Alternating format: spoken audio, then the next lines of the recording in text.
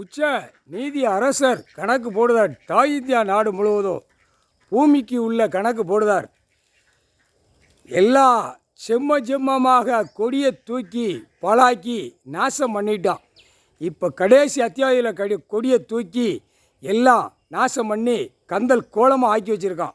முக்கால் சத்தியம் பார்வதி அம்மா பேசுகிற டெல்லி டு தமிழ்நாடு, தமிழ்நாடு டு டெல்லி வரைக்கும் எல்லாம் அனைத்தும் உள்ள கணக்கில் மெயின் பிடிக்கிற சுவிட்சு வென்று பத்திரம் பதிவு.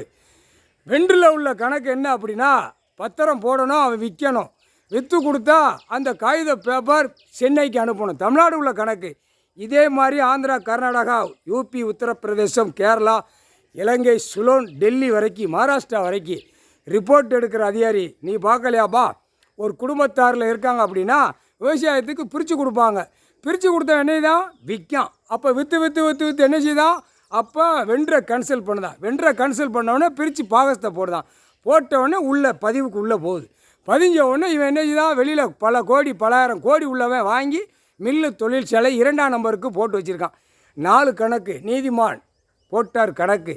நீதித்துறை கோர்ட்டுக்கு எல்லாம் கணக்கு கொடுக்காரு. முக்கால் சத்தியம் நீதிபதி ஜட்ஜி இந்த கணக்கு நான் பிடிப்பாமடா, பிடிச்சி தூக்கி ரிவிட் அடிப்போம்டான்னு கணக்கு எழுதார். ஆணும் பெண்ணும் தூக்கி வச்சு ரிவிட் அடிப்போம்னு.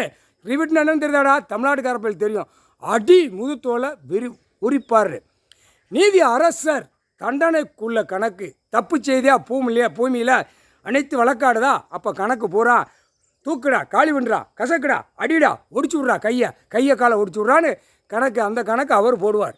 நீதி அரசர் முக்கால் சத்தியம் கணக்கு போட்டாச்சு. 4 கணக்கில் உட்காந்துட்டார். நீதி அரசர், நீதிமான், நீதித்துறை, நீதிபதி ஜட்ஜி 4 கணக்கு.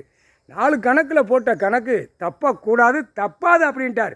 நான் போட்ட கணக்கு கெச்சு போட்டு தூக்குற இந்த செம்மத்தில் தூக்குவேன்.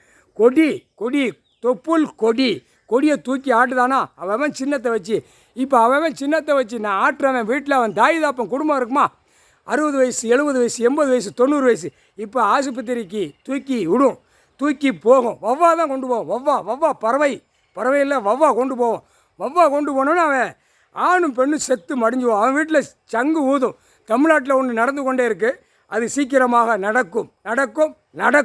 டெல்லியில் ஒன்று நடக்கு, ஊடாலப்பட்ட நாட்டில் ஒன்று நடக்கு. எல்லாம் அரசியல்வாதி பூரா முதலமைச்சர்லேருந்து மந்திரி, எம்எல்ஏ, கீழே பஞ்சாயத்து போர்டு, எம்பி, குடியரசுத் தலைவர், ஜனாதிபதி, பிரதமர், எல்லா மந்திரினால எல்லாமே டோட்டலாக போட்டாச்சு கணக்கு.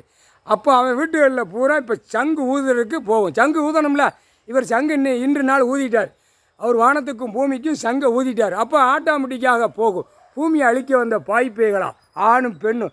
ஏன்னா 70 வயசு 80 வயசு உள்ள ஆணும் பெண்ணும் ஆக்கங்கட்ட கழுதே, ஏலே கொடியை தூக்குடா, கொடியில் உட்கார்றா, நீ நாற்காலி சேரில் உட்கார்றா, நாடி கட்டு போடுறோன்னு நெத்தியில் 1 ரூபா காயின்ஸ் ஓட்டணும்னு இப்போ ஜென்ரேஷனில் இப்போ உள்ள செம்மத்தில் இருக்கிற மானிட பிறகு சொல்லுது. அப்போ அந்த கணக்கு முடிக்கணும்ல.